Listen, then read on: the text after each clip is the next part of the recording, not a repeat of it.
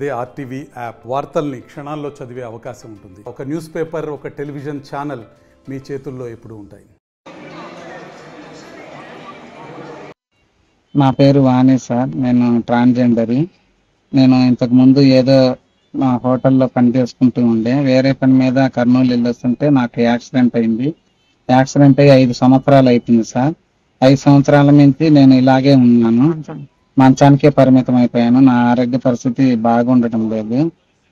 సదరంకి apply చేసుకున్నాను. నేను apply చేసుకుంటే సదరం వచ్చింది సార్.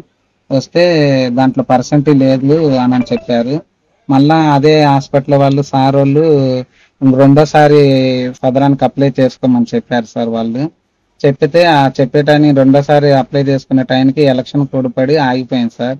తర్వాత ఇంకా మేము కూడా పట్టించుకోలేదు. ఈ మధ్యనే సదరం ఓపెన్ అయింది అని తెలిసి వేరే వాళ్ళ ద్వారా తెలుసుకొని నేను సదరం అప్లై చేసుకోవడానికి శ్రీశైలం సచివాలయంకి వెళ్ళాం సార్. సచివాలయంకి వెళ్తే అక్కడ వాళ్ళు ఎవరు పట్టించుకోవడం లేదు. వాళ్ళు కోపడుతున్నారు, ఇష్టాసరంగా మాట్లాడుతున్నారు. వాళ్ళు మా అమ్మాయి వెళ్ళి ఫస్ట్ అడిగేసరికి వాళ్ళు సున్నిపెంట వెళ్ళమ్మా అని చెబుతున్నారు. సున్నిపెంట వెళ్తే మా అమ్మ మాకు తెలియదు, సున్నిపెంట వెళ్ళి తెలియదు, మా అమ్మకి తెలియదు, ఆమె చదువుకోలేదు. అయినా ఒకసారి వెళ్ళింది, ఆ సచివాలయం కనుక్కోలేక వెనక్కి వచ్చేసినది. ఇంకా నాకు వేరే తెలిసిన వాళ్ళ ద్వారా, ఇంటి పక్కన వాళ్ళు, మా తెలిసిన ఫ్రెండ్ ద్వారా మళ్ళా సచివాలయం పంపించాను సార్. 2 సార్లు పంపిస్తే కూడా వాళ్ళు ఎవరు మాకు చేయలేదు. మళ్ళా 3వసారి మా అమ్మ కూడా వెళ్ళింది. 4 సార్లు 5 సార్లు మా అమ్మ వెళ్ళింది. కానీ ఎవరు ఆడ పట్టించుకోవట్లేదు. ఆమె ఎవరో ఒక ఆమె కోపడుతుందంట. మీకు ఎన్నిసార్లు చెప్పాలి, మీకు తెలియదా అని చెబుతుంది సార్. నాకు ఆల్రెడీ ఇప్పుడు ప్రస్తుతానికి నాకు జెండర్ పింఛన్ వస్తుంది సార్, ట్రాన్స్జెండర్ పింఛన్ వస్తుంది. అది నా మందులకి వాటికే తగ్గిపోవటం లేదు సార్. ఇది మీద ఇప్పుడు నాకు ఇప్పుడు బెడ్రూడ్ పింఛన్ అన్నా లేకుంటే వికలాంగ పింఛన్లన్నా ఏదైనా ఒకటి పెట్టించి మా కుటుంబాన్ని ఆదుకుంటారని సార్ ఇప్పుడున్న అధికారులను నేను వేడుకుంటున్నాను.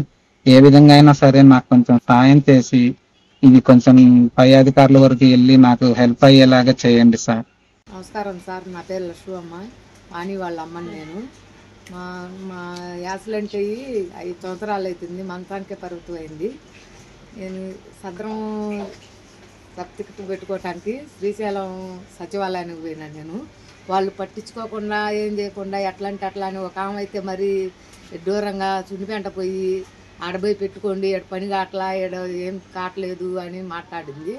సరేలేని మళ్ళీ ఇంటికి వచ్చి మళ్ళీ 2 రోజులు ఆగి మళ్ళీ పోయి మళ్ళీ పెట్టుకుందామని మళ్ళీ పోతే మళ్ళీ ఇంకొక ఆమె అట్లా మాట్లాడేది.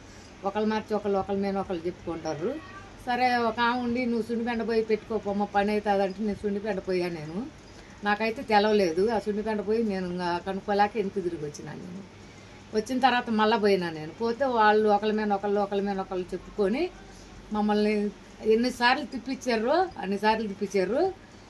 2-3 సార్లు మాత్రం తాళాలు వేసే ఉండరు.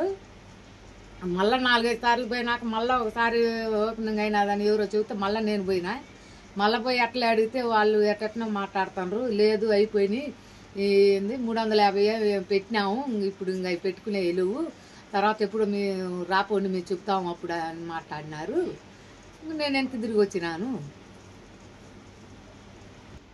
ఆ సచివాలయానికి పోయి నాకు ఇసుకుబుట్టి నేను పోవటమే మానేసినాను. ఏదో ఇంకా అధికారులన్నా దయచేసి మా మీద జాలి చూపించి నా పిల్లగాడికి నాకు న్యాయం చేసి మీరు మాకు ఇది చేయండి సార్. మరిన్ని వీడియోస్ కోసం ఛానల్ ని సబ్స్క్రైబ్ చేయండి. లేటెస్ట్ అప్డేట్స్ కోసం వాట్సాప్ ఛానల్ ని ఫాలో చేయండి. అండ్ లింక్ డిస్క్రిప్షన్ లో ఉంది.